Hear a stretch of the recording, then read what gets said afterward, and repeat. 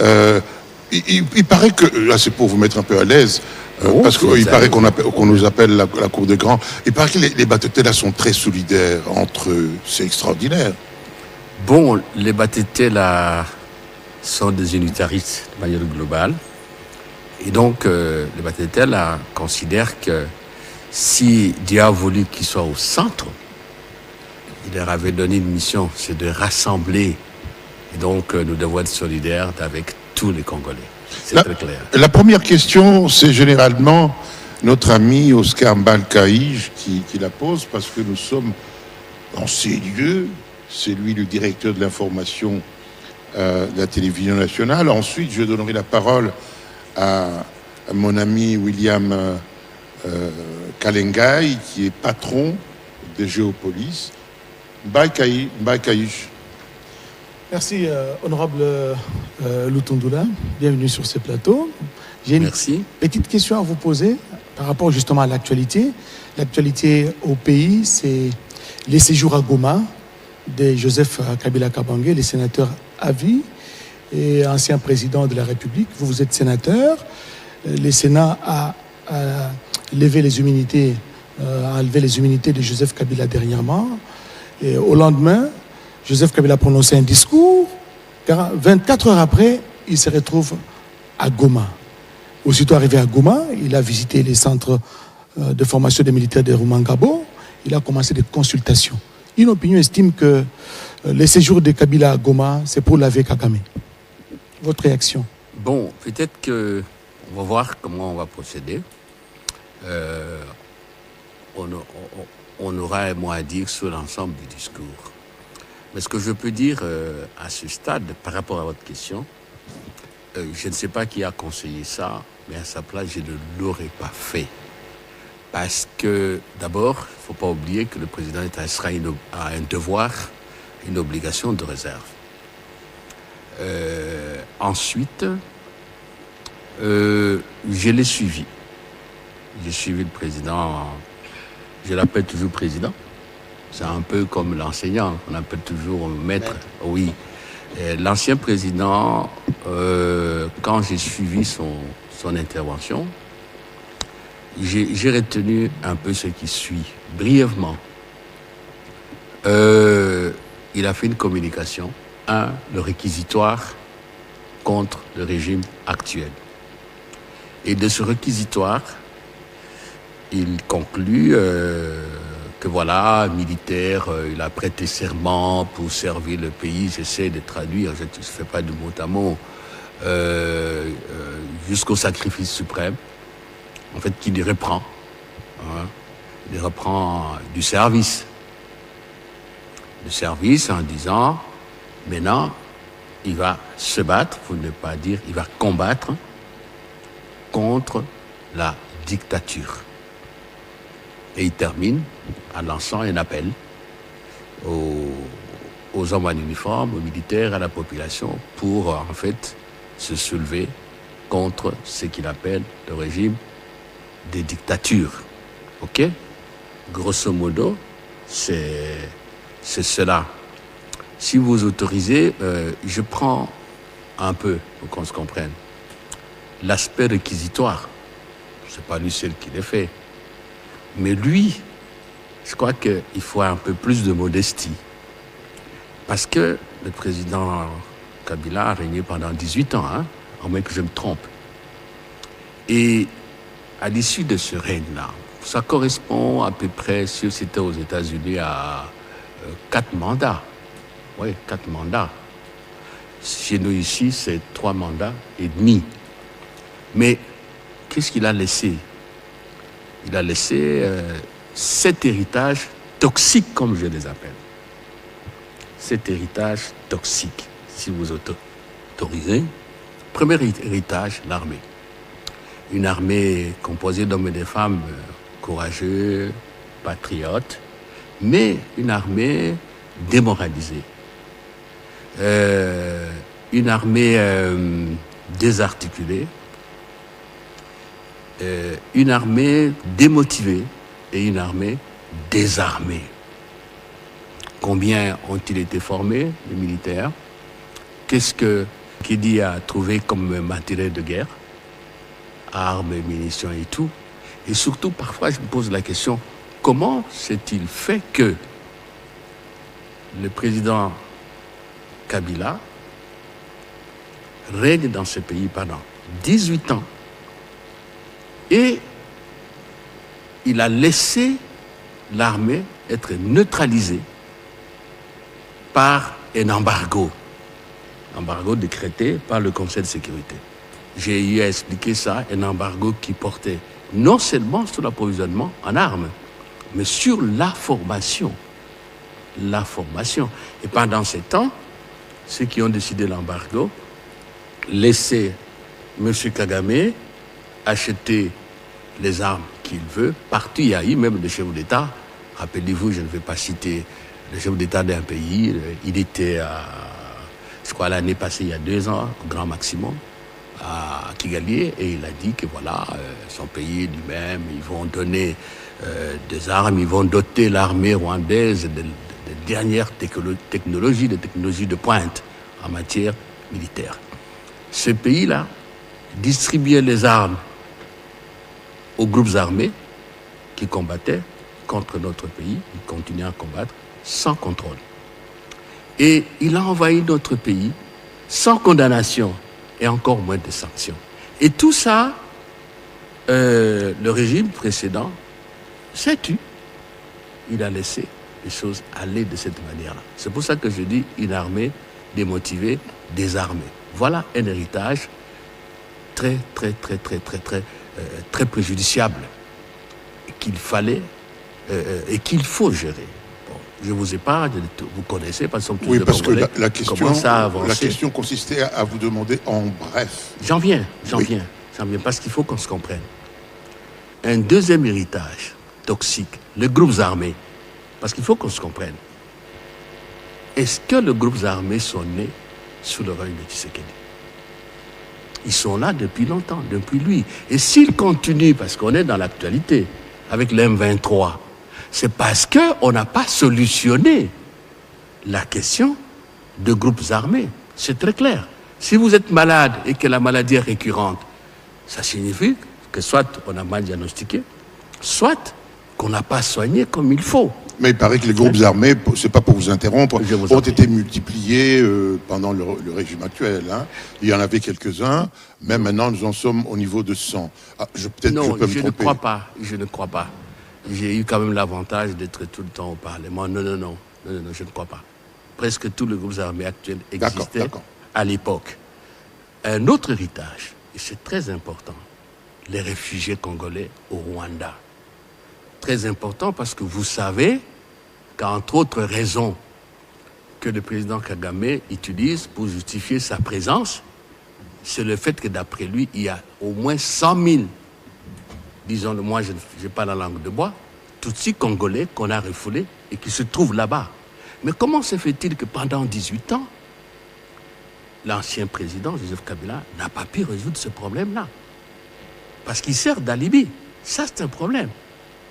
Un autre héritage, l'isolement diplomatique. Je n'ai pas de démonstration particulière à faire. Totalement isolé, même avec les institutions financières. Et on est allé vite avec le président Tshisekedi. On est revenu sur la scène internationale. Moi, quand j'arrive, par exemple, à l'Union africaine, tenez bien, l'organe central en matière de paix et sécurité, le Conseil paix et sécurité de l'Union africaine, nous n'étions pas membres. Et ça tenait à un petit rien. Aller déposer les instruments de ratification. Un petit rien là. Prendre son avion, les déposer, on les a déposés, on est membre, et on a même présidé les conseils paix et sécurité il n'y a pas longtemps. Aujourd'hui, nous avançons, nous avons été admis au Conseil aux droits de l'homme des Nations Unies, l'affaire de New York, Conseil de sécurité membre non permanent, ça va aller vite, parce que les étapes essentielles au niveau de l'Union africaine avaient déjà été déblayées, et merci au président Ndayishimiye qui a facilité la tâche.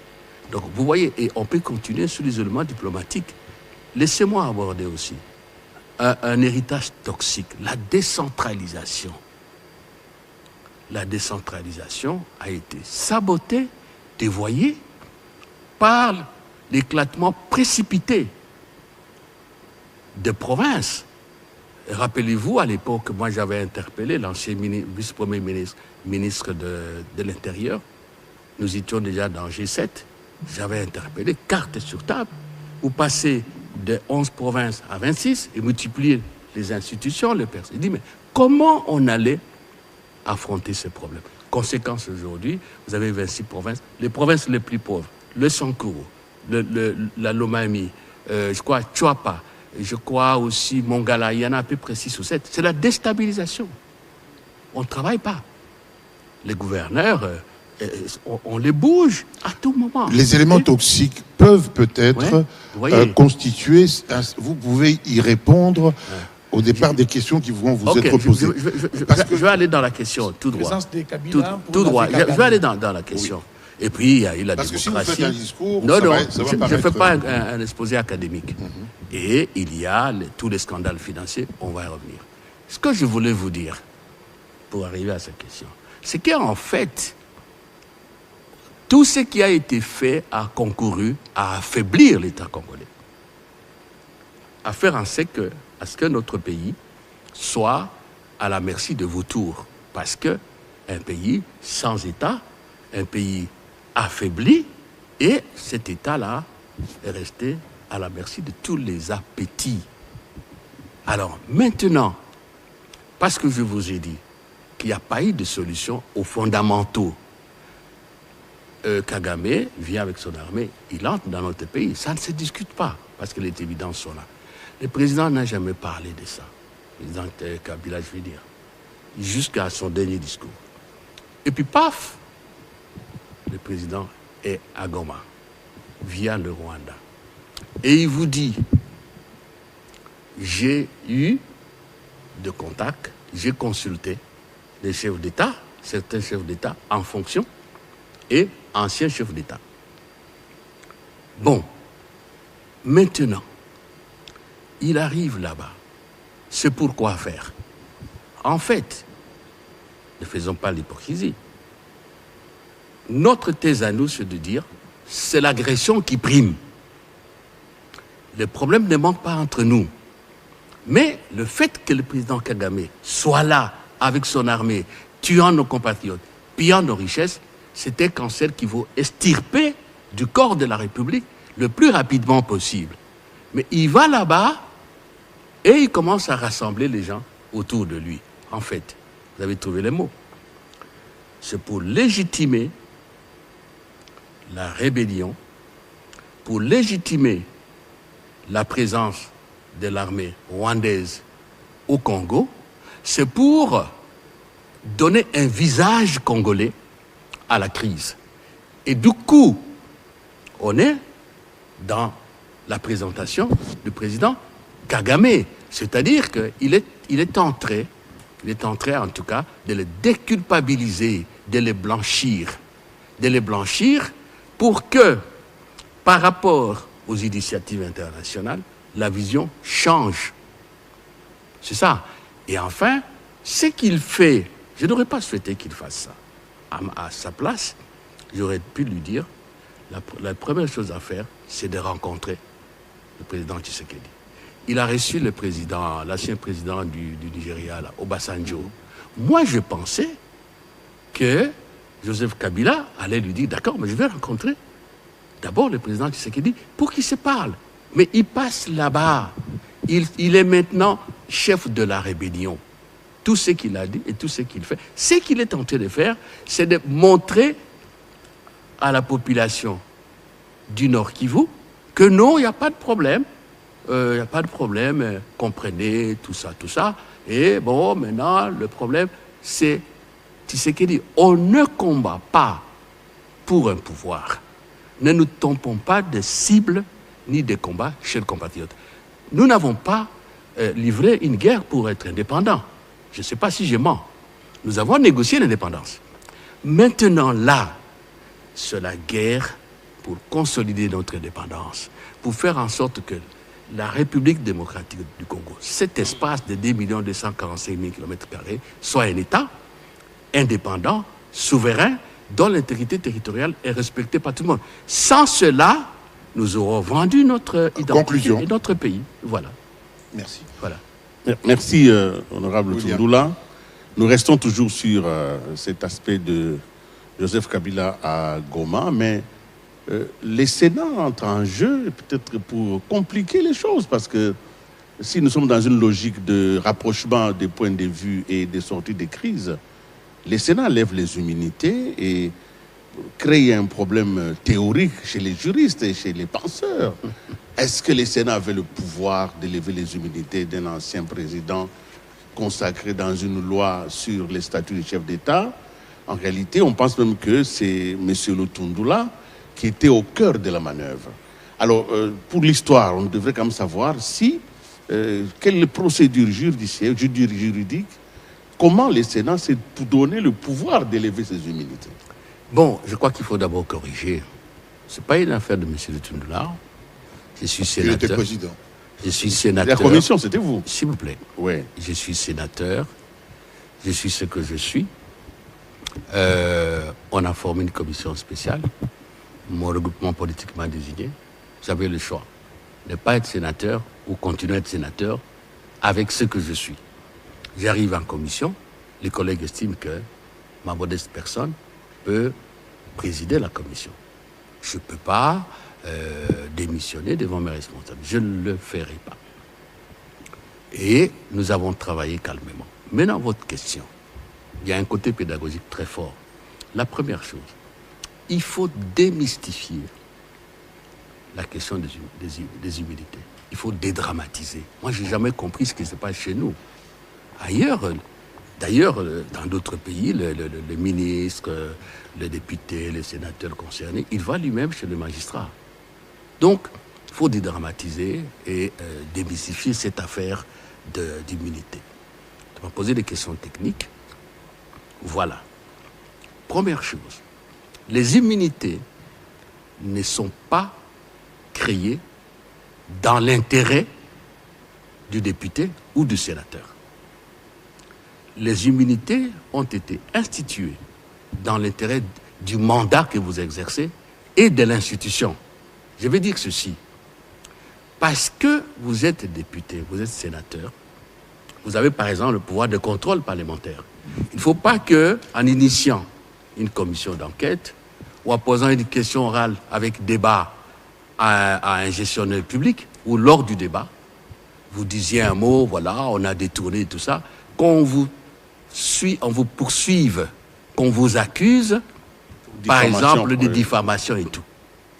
C'est cela. Et il ne faut pas non plus que, dans l'exercice de vos fonctions, vous avez posé un acte, dit bon, celui-là, il faut quand même aller le faire dormir quelque part dans un amigo ou en détention préventive pour que lors de débat tel, il ne soit pas là-bas. C'est pourquoi les immunités existent. Et quand vous lisez l'article 107, je parle des immunités parlementaires. 107, c'est très clair comme de l'eau claire dans un verre clair. Je ne vous ai pas la lecture, j'ai la Constitution. Vous avez la notion d'irresponsabilité pénale, la notion d'inviolabilité. Dans l'exercice de votre mandat, irresponsabilité, ce que vous faites pénalement, on ne peut pas vous poursuivre. Dans l'exercice de votre fonction, ce que vous faites, on ne peut pas vous ramasser comme un quidam dans la rue. Vous comprenez? Et l'article 107, alinéa 1er, est très clair. Irresponsabilité, inviolabilité. Et l'alinéa qui suit, si il appert qu'un parlementaire est impliqué dans une affaire infractionnelle ou soupçonnée, pour qu'on puisse l'appeler pour l'entendre, pour qu'on le défère devant la juridiction compétente, il faut passer par le Sénat ou l'Assemblée nationale, selon qu'on est sénateur ou député. Ça, c'est la loi de la République. Très bien. La loi des lois, la Constitution. Alors, maintenant, le cas présent. La Constitution dit à l'article 104, je crois à l'alinéa 4 ou 5 ou 7, que les anciens présidents sont de droit sénateur à vie. Vous lisez notre règlement intérieur, ne vous en faites pas, ils ont quelques obligations. Sauf que... Sénateur à vie, immunité à vie. Non, je vais vous expliquer la notion d'immunité. Il faut faire... L'immunité ne fait pas de nous des Congolais au-dessus des lois de la République ou en dehors des lois de la République. Il faut qu'on se comprenne. Tout à fait. Et nous tous, députés et sénateurs, il faut qu'on le sache. Qu'on ne pense pas, je suis député, je peux faire n'importe quoi. Non, c'est pas ça. Alors revenons à cette partie pour qu'on se comprenne bien. Ça veut dire ceci. Et je sais parce que je suis co-rédacteur de la Constitution en tant que député à l'époque. Parce que les gens oublient souvent que la version qui a été soumise au référendum est venue de l'Assemblée nationale. J'ai même fait partie de petit comité de rédaction qui a donné la dernière version présidée par Toussaint et Combé. Le problème était le suivant. Bon, un ancien chef d'État, on ne le laisse pas comme ça circuler dans les rues ou quoi. On a dit non. On lui donne le statut de sénateur à vie. Et comme sénateur, il a droit aux indemnités parlementaires. Pour le président Kabila, c'est toujours touché. Il est payé comme sénateur.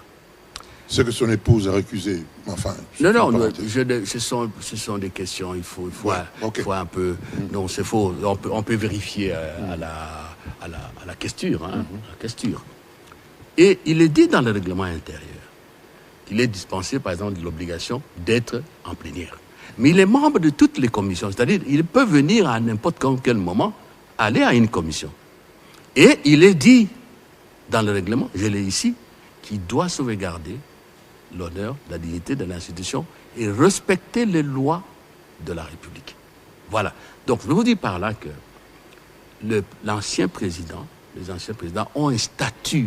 Mais ce statut est prévu dans la Constitution. D'accord. Vous comprenez? Alors, maintenant, parce que vous avez posé la question maintenant de la compétence du Sénat. L'avocat général, l'auditeur général, procureur général du côté de la justice militaire, qui nous a saisis, c'est bien dit, il nous a saisis par rapport à la qualité de sénateur à vie de Joseph Kabila. C'est pour ça qu'on parle des immunités parlementaires.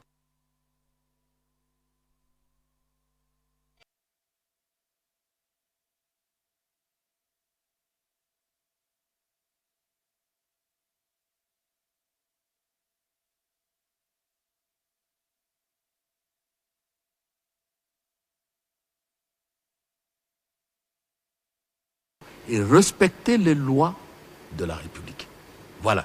Donc, je vous dis par là que les anciens présidents ont un statut. Mais ce statut est prévu dans la Constitution. D'accord. Vous comprenez? Alors, maintenant, parce que vous avez posé la question maintenant de la compétence du Sénat. L'avocat général, l'auditeur général, procureur général du côté de la justice militaire, qui nous a saisis, c'est bien dit, il nous a saisis par rapport à la qualité de sénateur à vie de Joseph Kabila. C'est pour ça qu'on parle des immunités parlementaires. OK? Or, dans la Constitution, la seule institution qui est compétente pour lever l'immunité d'un sénateur, c'est le Sénat. Alors, maintenant, on arrive à la question du Congrès. Mettez-vous bien en place. La loi de 2018, moi je suis très à l'aise, parce que je rappelle à l'opinion, qu'en ce moment-là, nous on était déjà dans G7, on avait déjà, je crois, les RASOP. Et nous avons refusé de siéger pour cette loi-là. Permettez-moi, ça vous prend du temps, mais il faut que c'est une question qui demande la pédagogie. Ouais. Bref, qu'est-ce qui s'est passé? Votre confrère Moutinga initie une loi parce qu'à l'époque, on se disait il faut rassurer le président Kabila qu'on ne lui fera pas la chasse aux sorcières